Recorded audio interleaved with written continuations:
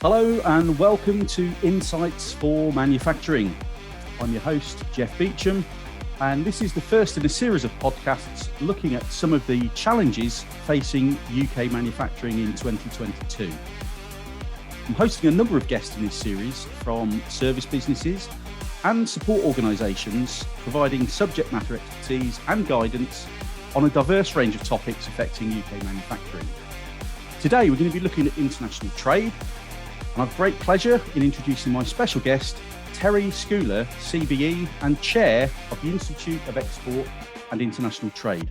Welcome, Terry. Thanks for joining me today. How are you? Jeff, good morning. It's a pleasure to join you. Clearly a massive subject, and I'm looking forward to our discussion.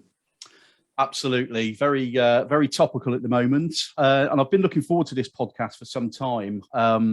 Very pleased to invite you on the show. Not only are you a subject matter expert in our topic today on export and international trade, but you've got a formidable background in industry and manufacturing in particular. You know, you've spent a long time in a number of senior leadership positions for the benefit of our listeners, you know, with businesses like BAE Systems, Ferranti Technologies, and also the EEF before it became Make UK.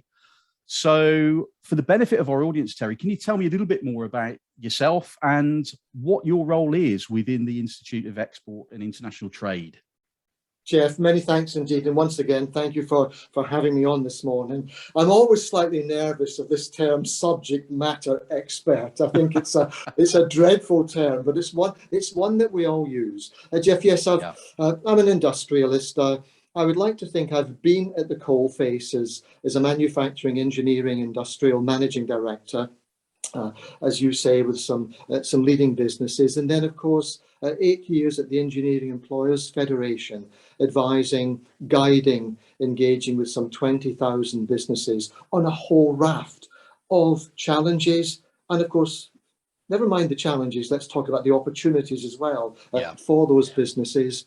And for the last 3.5-4 years, chairman of the Institute of Export and International Trade. And of course, that has come at a very interesting time in terms of Brexit, what happens post-Brexit, and of course, no doubt as we'll come to in a couple of moments, how we make the best of the post-Brexit environment on the back of what is an absolutely global market. And we in Britain seeking to be global UK to take advantage mutually, I hasten to add, with partners around the globe. Thanks for that overview, Terry. There's a lot of talk about the changes within the EU following Brexit. Many companies within manufacturing have been exporting and importing for years. A lot of them successfully. Some have had a number of challenges, but all the new sort of regulations that have come in have thrown up, a whole host of challenges, uncertainty. And I guess what I wanted to find out as well today was, businesses that haven't exported previously may be really put off by the ever more complicated process of dealing with an international supply chain or customer base. So with the new customs controls and checks for goods coming into the UK from the EU now in place as of the 1st of January, what are the biggest risks to UK businesses currently, Terry? Jeff, thank you for that. And you're right, it is an absolutely huge issue. Cutting to the chase, what we are faced with post-Brexit is circa 250 to 300 million customs checks and transactions that, of course, weren't in place before we left the EU. And I suppose that you use the word uncertainty, or you have used the word uncertainty, and that's a very good way of describing this. I suppose that it's most fundamental. This uncertainty is costing money in terms of the delay and the delays that are required to bring goods in, and of course to more importantly to send goods out, because it's only goods coming in that have been affected, as you know, from the 1st of January of this year. So there are cost implications here. There are delays. And I think that there's also a slight fear that people will be less focused on exporting, perhaps even importing from the EU. Now that is a concern, a weariness, a frustration clearly is important, and business managers may suffer from that. But I also have to say that there's a potential opportunity here as well, in that British manufacturers, exporters, and we're not just talking about manufacturing, that the wider industrial sector, including the important services sector, may look to other parts of the world and expand their exports and activity there. And let, of course, be careful, 90% of economic growth over the next 5 to 10 years will come from the rest of the world and not the EU. But please, let me say, I value our European partners. I want trade with the EU not only to be maintained, but to grow. But nonetheless, measurable frustrations there, and we do have to overcome them.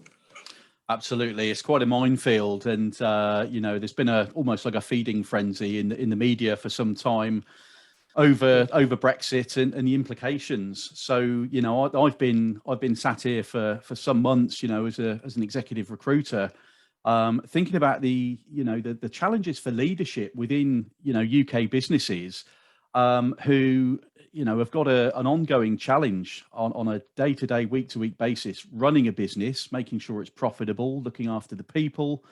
And then, wow, we've been hit with Brexit, shortly followed by COVID, and you know, the effects of Brexit still haven't been, you know, fully played out yet. So I think Jeff, forgive me. You're absolutely right. But what we are not seeing the 20 miles of lorries parked on the whatever motorway it is. I think it's the M2 down to Dover or Folkestone. We're not seeing the so-called worst of that which was meant to frighten us going forward. Now, I don't mean that politically. And I think the other thing that is as yet very early days, but is relatively pleasing, of course, is we have not January. And I think my interpretation of that is that we're seeing government and the border force customs officials utilising a light touch approach to goods coming in, as opposed to perhaps one could argue perhaps some of our European partners vis-a-vis our trade into Northern Ireland and the early days of crossing the Channel, perhaps we were seeing elements of bureaucracy that were being overinterpreted as per the Trade and Cooperation Agreement. But it is early days vis-a-vis us imposing regulations on goods coming in. So, yeah, but fingers crossed, this will not be as bad as a number of commentators fear. I'm sure that's the case. And yes, I'm a strong advocate of this all getting sorted out sooner rather than later, and businesses being able to operate, you know, effectively and with confidence, really. So indeed. What are your members asking you for support with the most, Terry? It varies, of course, on the size of the member company and where they operate and how they operate. But I think if I look at the SME sector, the smaller business sector, over recent months, obviously, and in particular, perhaps on the 1st of January, many of the challenges they face are, of course, tactical. They're down at the coalface, managing this on a day-to-day basis. How do they fill in the forms? How do they manage VAT?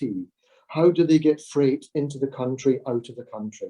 And then, of course, that is, if I look at the 100 or so telephone calls we've had into the helpline since the 1st of January, then probably about 50% of those calls have been around those issues of VAT, form filling, and just how to manage the day-to-day process. I think also we're seeing a recognition of, okay, we may have challenges with the EU, and how can we, the Institute of Export and International Trade, then help them understand what other markets are out there, what other markets should we target, and how should we go about doing them? What is that first step on that journey to exporting? If they haven't exported at all, or they are looking to widen their market base from that of the EU. So a number of challenges, but please let us be positive here. We're looking at economic growth measurably across the economy for this year, including the manufacturing sector of some 4.5%. But there is clearly challenges and work to be done. Absolutely. Well, let's look at it as a glass half full. Lots of challenges, but it's all doable. So we've had Brexit. It's been said the UK has got a once in a generation chance to shape the way the UK trades with the rest of the world. We've already had some new trade deals. There are other, future deals in the making, and that will inevitably provide fantastic opportunities for UK businesses. How can the Institute of Export and International Trade directly help and support UK manufacturing SMEs the best? Where is the help most needed, do you think, moving forward, Terry? Well, let us perhaps look at the environment for a moment. And what we've got here is the rollover of some 67 or 68 formerly EU trade agreements rolled over, of course, from a UK point of view. Yeah. And I think what we're seeing now going forward is that the last 2, 3, 4 of those agreements have not simply been rollover agreements, but when we look at the agreement with Japan, the putative still to be formalised agreements, fully formalised agreements with Australia and New Zealand, we're seeing much more targeted agreements that the sectors that are important to our economy here, also provision, of course, for UK services, which make up 80% of our economy. So how can the Institute help? Well, there's an advisory role here, there's a guiding role.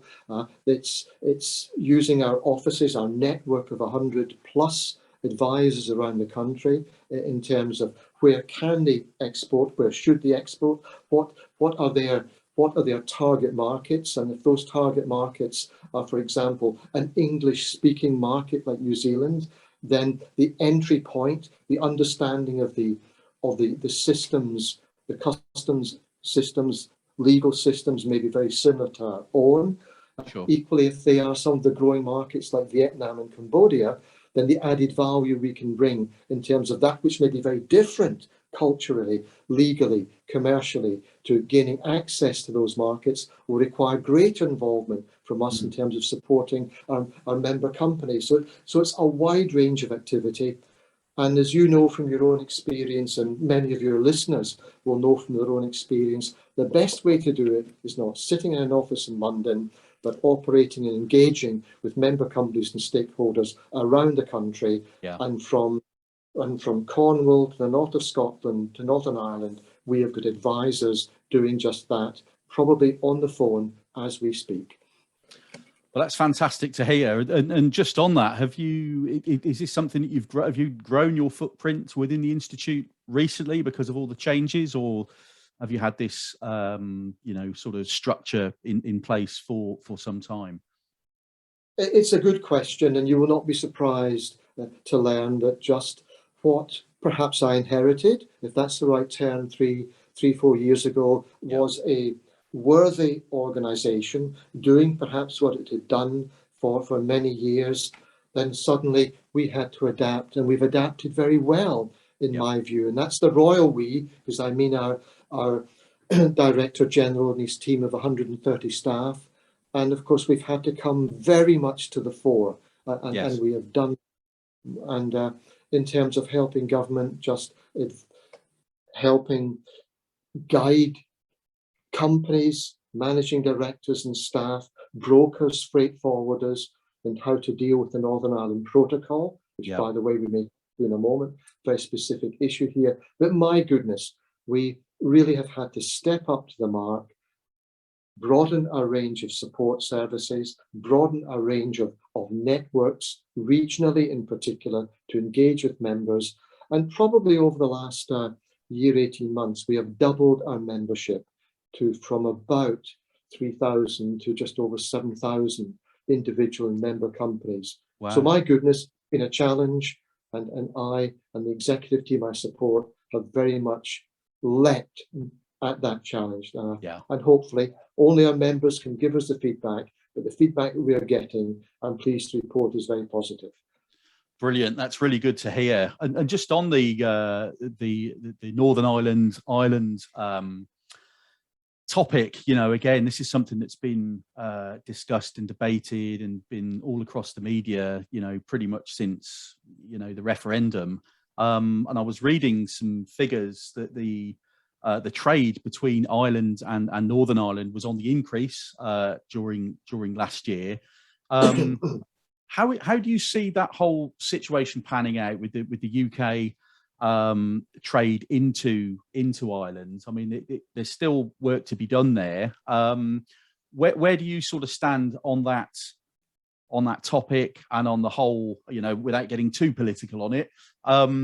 What do you think which would be the best outcome, and what's the way forward?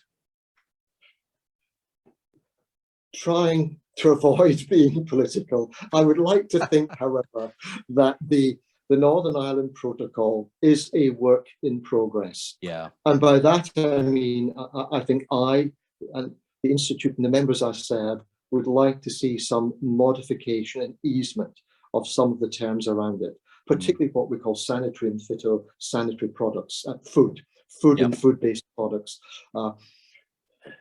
causing, as you probably have read in the press, some considerable frustration and difficulty here. I must lead a sad life because I have read the Northern Ireland Protocol.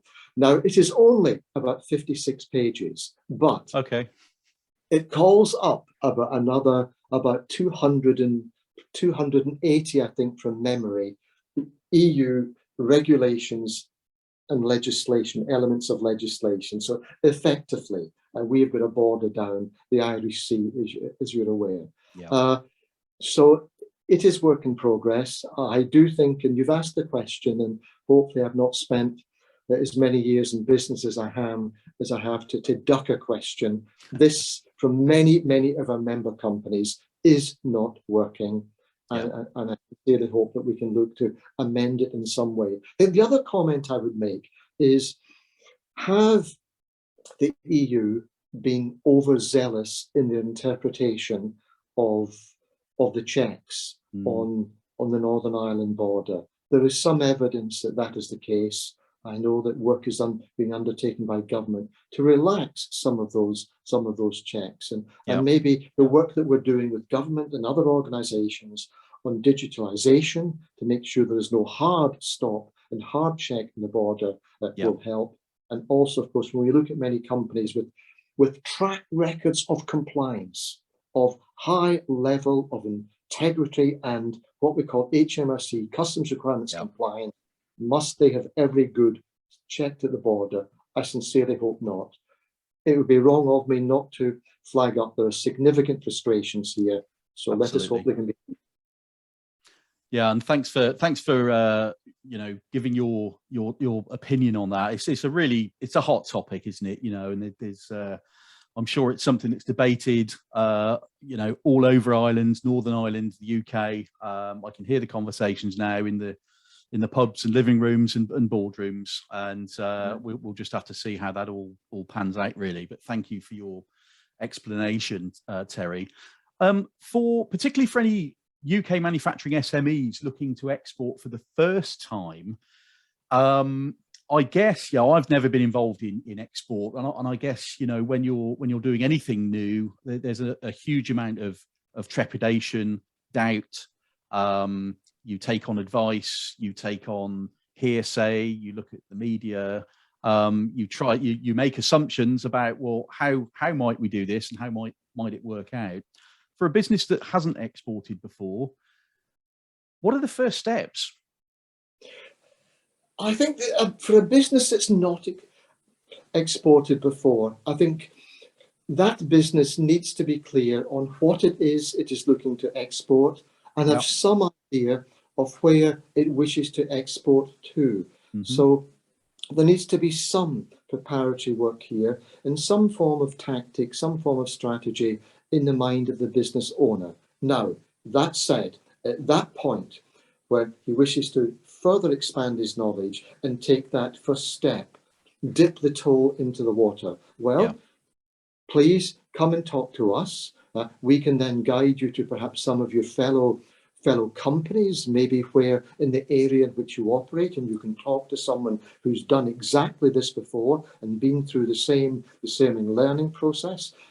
We can point that individual, that business manager, male or female, small or medium size, which is the area we're talking about at the moment, in terms of maybe some trade mission, some form of exhibition, just to dip the toe in the water, and invite them to and facilitate meetings with embassies and or trade councils in the area, in the target area that they're interested in. So yes, it's a matter of just learning, and there are a lot of avenues in which to do that. And I have to say also, the Department of International Trade has a strong regional network. We know them closely, we work with them, and they can be also very, very helpful. So I think peer advice, look at trade missions, just talking to those that have done it before, looking at the help lines and help regimes that are there, all adds up to a picture which I hope would encourage that business leader to get on that plane for the first time and at least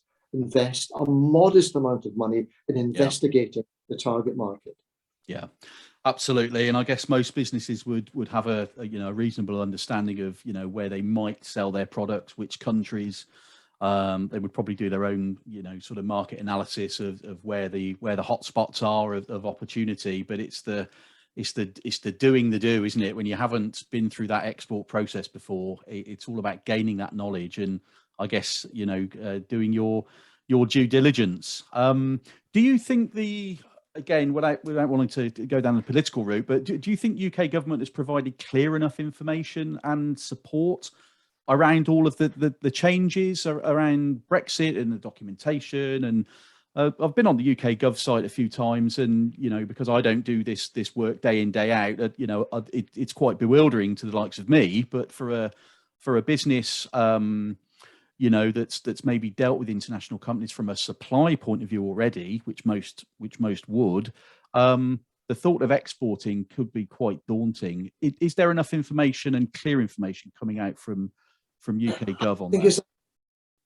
As a taxpayer, I think every taxpayer would obviously expects more from his tax-paying buck, and therefore expects more from government. But it's very important we take a balanced view here. And when I look at the regional network, DIT's regional network, when I look at the export strategy that came out just a couple of months ago, when I look at the export credit department or the export credit facilities, insurance and credit facilities that come through UK Export Finance, by the way, an award-winning body that has measurably increased its potential funding through the banking system to exporters to what about 40 billion, I think, at record level of financial support to business. I do have to say that as a nation, there is a lot of government support for industry. There's a lot of government support for exporting. And yes, I think while we could always expect more from our government, in all honesty, I don't think I can fault that which is out there. I think it does take me back, however, to perhaps the Northern Ireland situation, where probably when you run this through your listeners, when it is published, they will say we're having enormous difficulty, of course, with that part of the process here, which is the Northern Ireland Protocol. But putting that to one side for a moment, there's a lot of government support. And maybe my comment also to government, however, is that perhaps that support is not well known. Perhaps it is not promoted or advertised enough. And that was one of the points that we picked up in a survey I recall doing some time ago. So government, thank you, but perhaps more could be done, and also promote better that which you are offering British companies. That's a really fair comment, Terry. Thanks very much for sharing your views on that. So looking forward to the rest of 2022, what's your outlook for the UK engineering and manufacturing sector, in particular, medium and smaller enterprises? I am cautiously optimistic. I look at firstly our overarching economic growth for this year, which, although just marginally eased down, in fact, the last couple of days by the Bank of England, I think is still what, about 4.3 to 4.5%, the best of the G7. So our economy barring any further destructive and potentially tragic COVID variant, I think is looking very strong. The manufacturing sector is in good heart. It is rebounding well with similar growth prospects. I'm also pleased to report that we're seeing increased levels of investment, whether that be capital, innovation, technology, and or whatever, into the manufacturing sector. I think we're still seeing some significant issues with supply chains, and as ever, it will be the smaller businesses that you specifically alluded to that will suffer from any supply chain issues, perhaps more than larger companies which can afford to seek dual source elsewhere. But I think that, as I say, we're seeing growth, we're seeing investment, we have a global market out there, and I am cautiously optimistic that our economy, within that economy, the industrial sector, and something that is dear to our hearts, SMEs and medium-sized businesses will benefit strongly from a post-Brexit, post-COVID recovery. Absolutely. I think it's going to be exciting times. Still a few headwinds facing everybody, but UK manufacturing in particular has been so resilient over the years and has got through every challenge that's come to hit it over decades. So I'm sure things will come good. Did you want to make another point, Terry, or shall I go on to the next? Yes, I was just in terms just of the health of the sector. I look at our universities. I look at government support to technology innovation, which is pretty measurable. I look at the top universities we've got and just their ambition. I look at more and more. Evidentially, businesses of all sizes now working more and more with universities in the research department. And I look at the capital investment coming in, what we call foreign direct investment coming into the country. There's much to be done here, but I look forward with optimism. And my messaging, of course, to UK business leaders is grasp that, move forward, be prepared on occasions to take some form of calculated risk. And that's an important term, calculated risk, in terms of growing your business and growing market share. Super. And finally, what about the Institute of Export and International Trade? What are the plans for the future? I understand you've recently opened a new office in Nairobi, Kenya. What's next? Indeed, and we very much are growing, and we're growing strongly, partly in line, of course, with supporting government and its initiatives here in the UK and, of course, around the world. And I'm delighted to report that international trade, stating the obvious, is a global activity. It helps to reduce tension. It helps to one of the most important statistics that I have ever read about mutually beneficial international trade is that it's taken about 2 billion people out of poverty over the last 20 years. So we are currently working with 11 sub-Saharan African countries in terms of helping their governments and their officials understand the machinations, if that's the right term, about international trade. We've just opened up, as you so rightly say, an office in Kenya. We're looking at opening up an office in West Africa now, in Ghana. And we look at these parts of the world, sub-Saharan Africa, South America, where there's huge opportunity for mutually beneficial trade. And by that I mean, for absolute clarity, not those countries just being a market for our goods, but helping them develop so they move away from more staple products to developed markets in their own right and industrial hubs. And we've seen that, of course, in parts of the Southeast Asia, as you're aware. So it's a very exciting time. Wonderful. And it's really good to see that sort of collaboration for a better world in general. Absolutely brilliant. Well, Terry, it's been a pleasure to speak to you today. What's the best way for businesses to contact the Institute of Export and International Trade if they've got any questions following our discussion today?